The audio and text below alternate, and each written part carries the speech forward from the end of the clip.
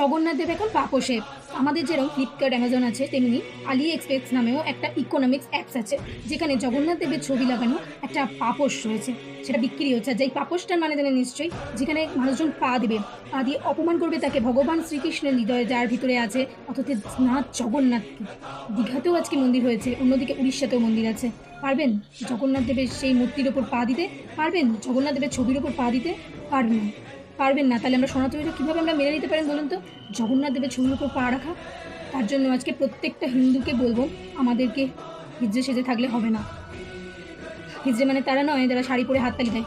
হিজড়ে তারা যারা অন্যায় দেখেও চুপচাপ থাকে। প্রত্যেকটা হিন্দুরা যদি প্রতিবাদ করতে না পারে, তাহলে সাধারণ এই ধর্মটাকেই ছেড়ে দেওয়া উচিত। গোটা ভারতবর্ষের হিন্দুরা যদি প্রতিবাদ করতে না পারে, তাহলে আমাদের এই ধর্মটাকেই ছেড়ে দেওয়া উচিত, আমাদের হিন্দু ধর্মটাকে। আমরা সনাতনী বলে লজ্জা লাগে।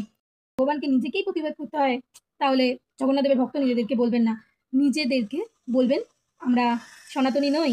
তাহলে আমরা সনাতনীরা কি করে মেনে নিতে পারেন বলুন তো জগন্নাথ দেবের মুখের উপর পা রাখাটা?